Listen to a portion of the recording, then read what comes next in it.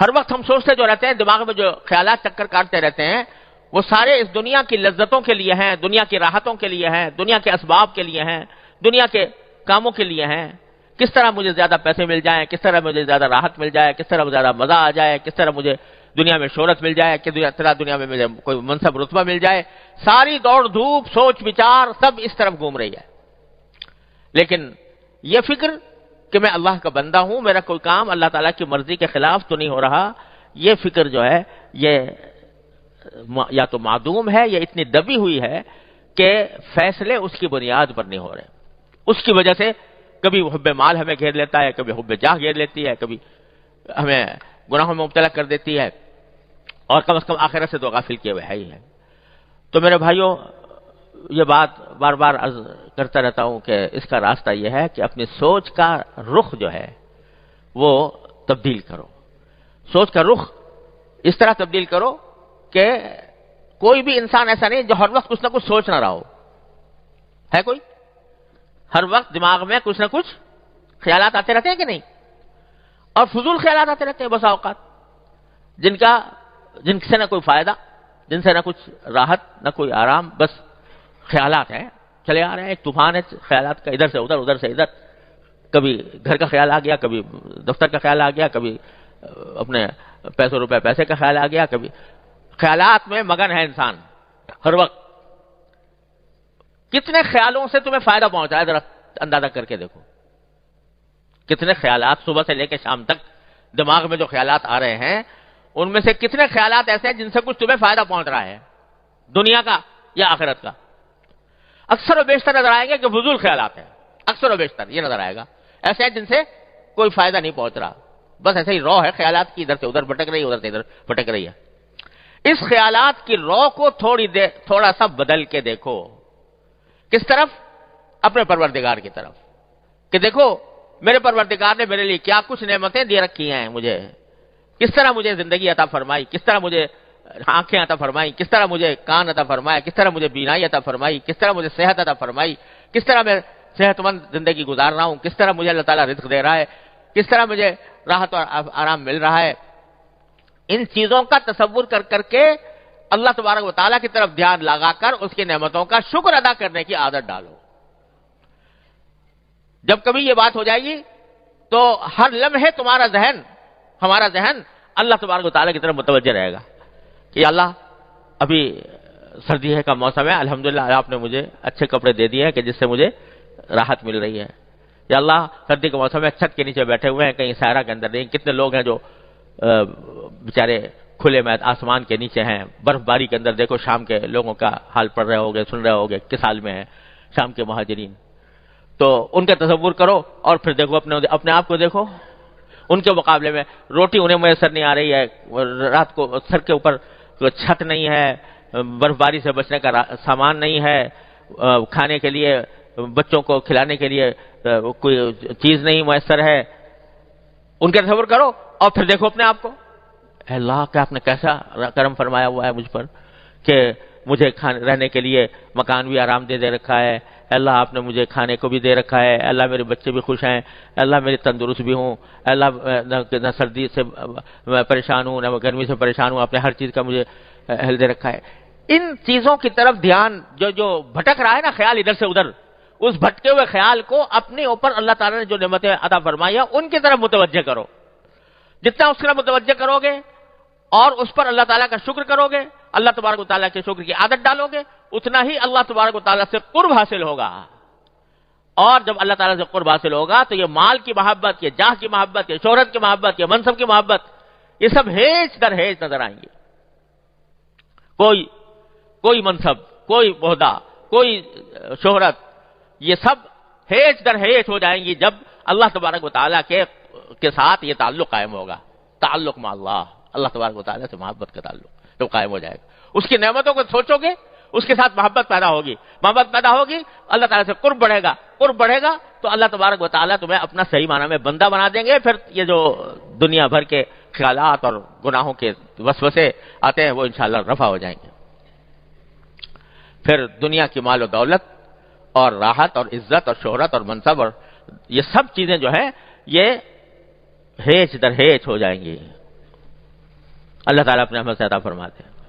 حضرت شیخ عبد القادر جیلانی رحمۃ اللہ علیہ کی طرف منسوب ہے کہ ان کو سنجر ایک جگہ تھی، تو اس کا سلطان تھا، اس کا بادشاہ تھا، تو وہ حضرت شیخ عبد القادر جیلانی رحمۃ اللہ علیہ کو اس نے پیغام بھیجا کہ میں اپنے سارے سنجر کی سلطنت جو ہے وہ آپ کو پیش کرنا چاہتا ہوں، آپ اس سلطنت کے مالک بن جائیں اور سلطان بن جائیں۔ یہ پیشکش کی پوری سلطنت کی بادشاہ نے۔ اللہ، تو حضرت شیخ عبد القادر جیلانی رحمۃ اللہ علیہ نے جواب دیا، وہ کسی نے نظم کیا ہے کہ چوں چتر سنجری رخ بختم سیاہ باد، در دل اگر بود ہوس چتر سنجرم۔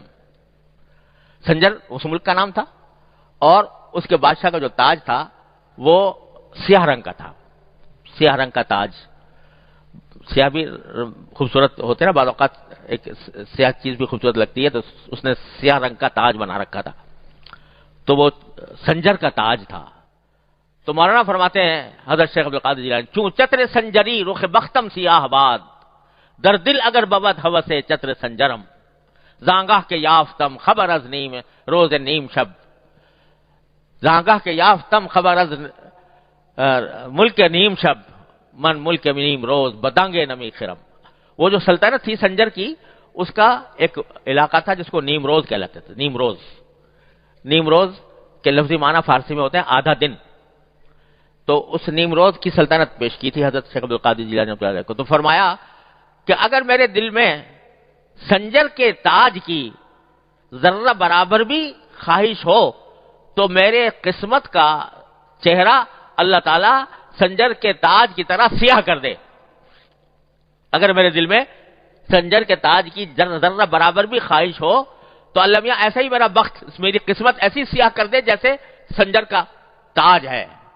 زانگاہ کے رافتم خبر از نیم ملک نیم شب، جب سے مجھے آدھی رات کی سلطنت ملی ہے، آدھی رات کی سلطنت ملی ہے، تو میں آدھے دن کی سلطنت کو ایک دمڑی کے عوض بھی خریدنے کو تیار نہیں۔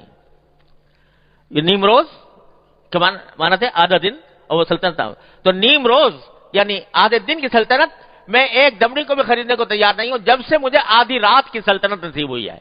آدھی رات کی سلطنت سے کیا مراد؟ کہ آدھی رات کے اندر اللہ تبارک و تعالیٰ سے تعلق جوڑ کر اللہ تعالیٰ کے بارگاہ میں کھڑا ہونا، اس کے سامنے عبادت کرنا، اس سے تعلق جوڑنا، اسے دعائیں مانگنا، اس میں جو اللہ تبارک و تعالیٰ نے مجھے لذت اور حلاوت عطا فرمائی ہے اور اس کی جو سلطنت مجھے بخشی ہے، اس کے آگے نیم روز کی سلطنت کوئی حقیقت ہی نہیں رکھتی، میں ایک دمڑی میں بھی اس کو خریدنے کو تیار نہیں ہوں۔ تو اللہ تبارک و تعالیٰ جب اپنی ذات سے تعلق عطا فرما دیتے ہیں تو پھر کوئی دولت، کوئی حشمت، کوئی حکومت، کوئی منصب، کوئی جاہ، وہ آدمی کے سامنے پرے کاہ کی بھی حیثیت نہیں رکھتی۔ تو راستہ کیا ہے کہ سوچ کا رخ موڑو، سوچ کا رخ موڑو۔ کس طرح موڑو؟ اللہ تبارک و تعالیٰ کی نعمتوں کی طرف، اس نعمتوں کا شکر ادا کرنے کی طرف، اپنی حاجتیں اس سے مانگنے کی طرف۔ یہ جو دن رات شیخ چلی کی طرح منصوبے بنا رہے ہو، وہ اس منصوبوں کے بجائے اللہ تعالیٰ سے مانگو، یا اللہ مجھے فلاں چیز کی ضرورت ہے عطا فرما دیجئے، یا اللہ مجھے آپ نے اتنا کچھ عطا فرما رکھا ہے، پہلے میں اس کا شکر ادا کرتا ہوں اور پھر جو مجھے مطلوب ہے اللہ اس کو آپ سے مانگتا ہوں۔ اسی لیے دعا کرنے کا جو بہتر طریقہ بزرگوں نے بتایا ہے اور نبی کریم صلی اللہ علیہ وسلم سے ثابت ہے، وہ یہ کہ آدمی دعا سے پہلے شکر ادا کرے، الحمدللہ رب العالمین پہلے کہے۔ کیا مطلب؟ کہ اگر صرف بغیر اللہ تعالیٰ کا شکر کیے حاجت مانگو گے اللہ تعالیٰ سے تو گویا ایک طرح سے کہیں اس میں شائبہ پیدا ہوتا ہے شکوے کا، جیسے میرے پاس کچھ ہے تو ہے نہیں، میں مانگ رہا ہوں، آپ سے مانگ رہا ہوں۔ لیکن پہلے شکر ادا کر لو کہ جو موجودہ نعمتیں ہیں ان پر شکر کر کے اعتراف کر لو کہ اللہ آپ نے مجھ پر بہت نعمتوں کی بارش کر رکھی ہے، ساری تعریفیں آپ کی ہیں، سارا شکر آپ کا ہے۔ پہلے شکر کر کے اللہ تبارک و تعالیٰ کی نعمتوں کا اعتراف کر لو، اور اعتراف کر کے شکر ادا کر کے پھر کہو کہ یا اللہ بہت کچھ دے رکھا ہے لیکن یہ حاجت ہے میری، یہ حاجت بھی پوری فرما دیجیے۔ تو پھر دیکھو وہ ایک طرف شکر کے نتیجے میں ایک شکر کی عبادت تم نے ادا کر دی اور اللہ تبارک و تعالیٰ کے سامنے اپنی حاجت بھی پیش کر دی، تو دونوں چیزوں سے تمہارا تعلق اللہ تعالیٰ سے مضبوط ہو جائے گا، شکر سے بھی اور دعا سے بھی۔ تو اپنی سوچ کا محور، سوچ کا مرکز، سوچ کی لہر وہ اس طرف کرو، شکر کی طرف اور دعا کی طرف. اے اللہ جو نعمتیں آپ نے دی ہیں اس پر شکر، اے اللہ اس فلاں چیز کی حاجت ہے مجھے عطا فرما دیجیے. اگر یہ سوچ اور یہ بات جس طرح زبان سے، یہ شکر اور دعا یہ جس طرح زبان سے ہوتی ہے اسی طرح دل سے بھی ہوتی ہے. چلتے پھرتے دل میں یہ کرتے رہو، یا اللہ میں باہر نکلا تھا آپ نے اچھی سواری عطا فرما دی، اللہم لک الحمد لک الشکر. یا اللہ بیٹھ گیا ہوں اب مجھے منزل تک آسانی سے پہنچا دیجیے. اللہ میں گھر میں داخل ہونے والا ہوں، گھر والوں کو خیر عافیت سے پاؤں، اچھی حالت میں دیکھوں، کوئی بڑا منظر سامنے نہ آئے. اے اللہ جب میں گھر میں داخل ہو گیا سب کو اچھی حالت میں پایا، یا اللہ آپ کا فضل و کرم ہے، آپ کا شکر ہے. اے اللہ ان کے درمیان محبتیں قائم رکھیے، اللہ ان کو آپ اپنے دین دنیا کی ترقی عطا فرمائیے، صلاح و فلاح عطا فرمائیے. غرض کون انسان ایسا ہے جو حاجتوں میں جکڑا ہوا نہیں ہے؟ تو ایک طرف اللہ تعالیٰ کی نعمتوں کا شکر ادا کرتے رہو، دوسری طرف اللہ تبارک و تعالیٰ سے اپنی حاجتیں مانگتے رہو. یہ اپنی سوچ کا رخ اس طرف موڑ دو. اس طرف موڑو گے تو جب اس طرف یہ سوچ کا رخ موڑے گا تو یہ جو شیطان دل میں ڈالتا ہے، مال کی محبت ڈالتا ہے، اس سے بخل پیدا ہوتا ہے اور ناشکری پیدا ہوتی ہے اور ناجائز کاموں کی طرف دھیان ہوتا ہے. یہ سارا دھیان مڑ کر اللہ جل جلالہ کی طرف چلا جائے گا انشاءاللہ. اس کی فکر چاہیے. اللہ تعالیٰ مجھے آپ کو سب کو اس کی فکر عطا فرمائے. شکر کی کثرت، اللہ تعالیٰ کی نعمتوں کا استحضار، اس پر شکر کی کثرت، اور اپنی ہر چھوٹی بڑی حاجت اللہ تبارک و تعالیٰ سے مانگنا، مانگتے رہنا. بس یہ کام کرنا تو دیکھو انشاءاللہ کیا سے کیا ہو جاتا ہے. لیکن اس کے لیے مشق کی ضرورت ہے، بار بار اپنے نفس کو یاد دہانی کی ضرورت ہے. اسی لیے بار بار عرض کرتا رہتا ہوں کہ بار بار یاد دہانی کرتے رہو، اپنے نفس کو یاد دہانی کرتے رہو. جو یاد دہانی ہوگی انشاءاللہ رفتہ رفتہ یہ ایک مزاج بن جائے گا، طبیعت بن جائے گی. طبیعت تو مزاج بن گیا تو سمجھو انشاءاللہ دنیا آخرت کی کامیابی حاصل ہو گئی. اللہ تعالیٰ اپنے فضل و کرم سے مجھے آپ کو سب کو اس کی توفیق عطا